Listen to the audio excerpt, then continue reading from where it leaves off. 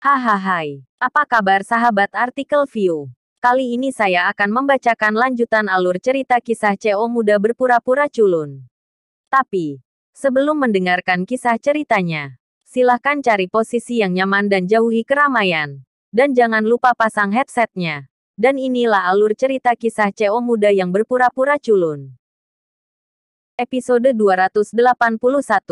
Kisah CO muda yang berpura-pura culun. Mikael merasa tidak berdaya untuk orang seperti ini yang ingin menyelamatkan muka dan menderita. Dengan kekayaan bersih 200 juta, cukup untuk membeli banyak di pelelangan. Yang cukup untuk membuatnya berdarah banyak, apa gunanya mendapatkan wajah tak berguna ini? Jika Anda yakin, Anda harus terlebih dahulu membayar deposit 10 juta. Jika Anda gagal menawar, deposit tidak akan dikembalikan. Mikael mengingatkan. Dari mana semua omong kosong ini berasal? Apakah kamu membenciku? Muhajir berkata dengan tidak puas. Mikael menggelengkan kepalanya dan berkata, jika itu masalahnya, silakan ikut dengan saya. Pada saat ini, bahkan asisten tidak dapat menahan diri untuk menggelengkan kepalanya secara diam-diam. Perbedaannya konyol. Orang dengan kekayaan bersih 10 miliar rendah dan dibudidayakan. Tetapi orang dengan kekayaan bersih 200 juta ini masih arogan. Ketika Ariel kembali ke hotel, Kauri sudah tertidur. Dengkurannya menggelegar. Dan sepertinya dia benar-benar lelah. Ini adalah sisi yang tidak diketahui dari sang dewi. Siapa yang mengira bahwa seorang wanita cantik seperti Kauri akan mendengus ketika dia sedang tidur. Di ruangan lain, Julius dan pemilik sedang berbaring di tempat tidur untuk beristirahat setelah menjadi hangat. Ini adalah hubungan antara mereka berdua. Mereka saling bertanya satu sama lain. Dan mereka tidak akan terlibat setelah mereka puas. Julius, katakan padaku apa yang terjadi dengan Kauri ini. Pemilik bertanya dengan rasa ingin tahu. Keluarga Wijaya ada di Bandung dan merupakan keluarga lapis kedua. Di masa lalu, Kauri tidak banyak digunakan oleh keluarga. Tapi dia tidak tahu apa yang terjadi dengan keluarga Wijaya baru-baru ini. Dia menjadi ketua. Tapi sekarang kehidupan perusahaannya tidak terlalu baik. Sekelompok orang yang ditargetkan. Dan sekarang seluruh perusahaan telah dilubangi. Julius berkata.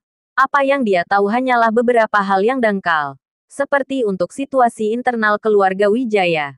Dia, orang luar, tidak terlalu jelas. Di mana Ariel? Dia bergabung dengan keluarga Wijaya 3 tahun lalu. Dan seluruh orang di Bandung menertawakannya. Mengatakan bahwa dia adalah orang yang tidak berguna. Adapun siapa dia, aku tidak tahu, kata Julius. Pria seperti ini berkulit terlalu tebal. Ketika wajah diejek oleh seluruh kota, dia masih memiliki wajah untuk tinggal di keluarga Wijaya. Pemiliknya duduk. Sosok anggunnya tidak terhalang. Tetapi di depan ini teman lama. Dia sedikit keras kepala. Tidak pemalu. Bagaimanapun. Dia adalah wanita yang berpengalaman. Dan tidak mungkin dia pemalu seperti gadis kecil. Sangat sulit untuk dipahami. Tetapi insiden baru-baru ini telah membuat banyak orang memandangnya dengan kekaguman. Julius berkata. Dia tidak memberitahu pemilik tentang alun-alun sebelumnya. Pada kenyataannya, dia ingin pemilik mempersulit keadaan. Ariel. Lihat-lihat apakah dia bisa melihat kemampuan Ariel.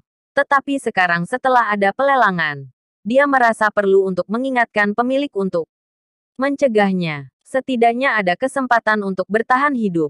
Ada apa? Bos wanita itu bertanya dengan sangat ingin tahu. Ada seorang pria bernama Zidan di Bandung, yang sangat kaya. Dan dia bekerja sama dengan sekelompok orang dengan identitas yang sama untuk berurusan dengan Ariel. Dan meminta Ariel untuk berlutut di alun-alun yang paling ramai untuk meminta maaf kepada dia. Ada banyak gerakan di Bandung. Dan puluhan ribu orang berkumpul di dalam dan di luar alun-alun untuk menonton kesenangan hari itu. Coba tebak apa yang terjadi pada akhirnya. Julius sengaja bertanya dengan kata-katanya. Pemilik duduk di sebelahnya. Dengan sengaja memamerkan rasa malunya. Dan berkata, kamu bajingan besar. Kamu masih berpura-pura. Jika kamu memiliki sesuatu untuk dikatakan, cepatlah dan katakan. Jika tidak, kamu tidak akan keluar. Julius tersenyum. Dia melingkarkan lengannya di pinggang wanita itu dan berkata, semua pria besar itu berlutut di depan Ariel. Semua orang di alun-alun tercengang. Berlutut untuknya. Bagaimana bisakah orang kaya berlutut untuk mendapatkan orang yang tidak berguna? Ini adalah tempat yang aneh. Beberapa orang di Bandung membicarakannya sekarang. Faktanya, Ariel bukan orang yang tidak berguna. Dia telah berada di keluarga Wijaya selama bertahun-tahun. Tetapi dia hanya menyembunyikan identitasnya. Adapun apakah itu benar atau tidak, belum ada berita pasti yang keluar, kata Julius. Pemilik toko memiliki ekspresi serius. Ketika dia melihat Ariel mengenakan jas, dia merasa aneh. Aura semacam itu tidak akan pernah dimiliki oleh orang yang tidak berguna. Itu harus memiliki identitas tertentu. Aura yang hanya bisa diperoleh setelah bertahun-tahun membangun. Bisakah dikatakan bahwa dia benar-benar karakter yang kuat yang menyembunyikan identitasnya? Tapi orang yang begitu kuat, mengapa dia harus bergabung dengan keluarga Wijaya? Bisakah keluarga di belakangnya menyetujui hal memalukan seperti itu? Menarik. Aku ingin tahu apakah dia bisa membuatku takjub di pelelangan lusa. Jika dia benar-benar bisa membeli kalung abadi, itu akan menarik. Pemiliknya berkata dengan penuh harap.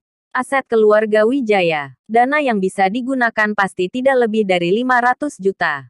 Jika dia benar-benar bisa membeli kalung abadi, uang itu pasti tidak ada hubungannya dengan keluarga Wijaya.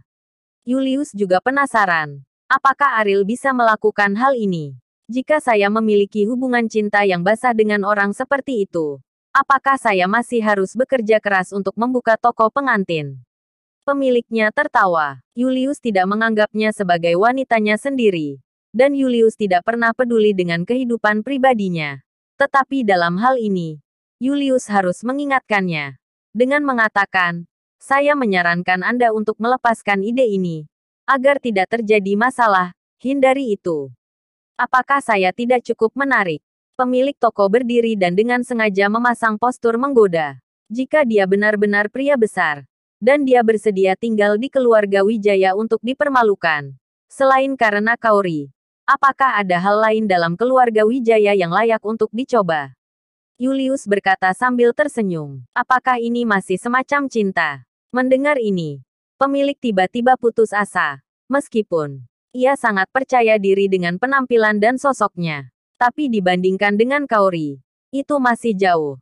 Jika Ariel bukan tipe orang yang suka bunga dan bunga, dia tidak akan memiliki kesempatan sedikit pun. Aku tidak tahu apakah itu cinta. Tapi aku mengincarnya sekarang. Apakah kamu ingin melihatnya? Julius menarik pemilik ke dalam pelukannya. Dan ruangan itu sekali lagi dipenuhi dengan ambiguitas.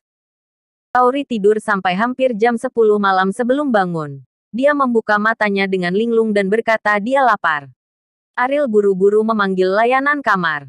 Sudah berapa lama aku tidur? Jam berapa sekarang? Kaori bertanya pada Ariel sambil menggosok matanya. Belum terlambat.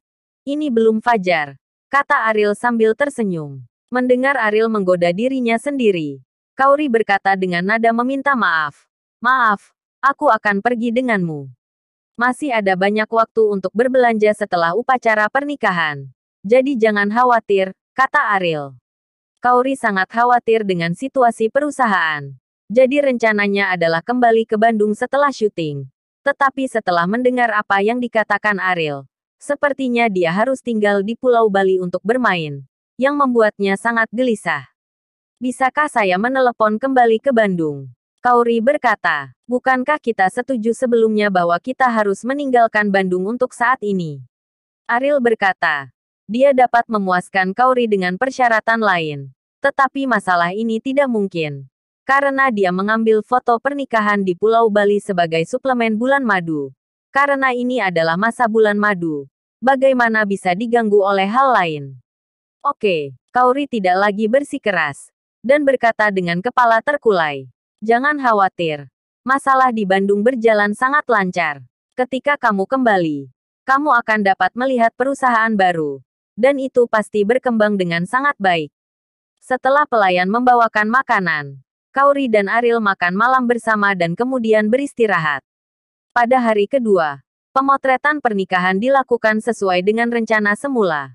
Besok adalah pelelangan. Jadi akan ditunda 1 hari. Untuk kembali ke Bandung sesegera mungkin. Kauri meminta Julius untuk mempercepat kemajuan fotografi pernikahan. Pemotretan hari berikutnya pasti akan lebih melelahkan. Kauri benar-benar kelelahan ketika dia kembali ke hotel. Jadi Ariel menggendongnya kembali. Ariel melihat melalui pikiran Kauri tetapi tidak mengatakan apa-apa, dan membiarkannya pergi. Pada hari pelelangan, Ariel menghadiri acara dengan pakaian formal, dan Kauri juga berganti pakaian.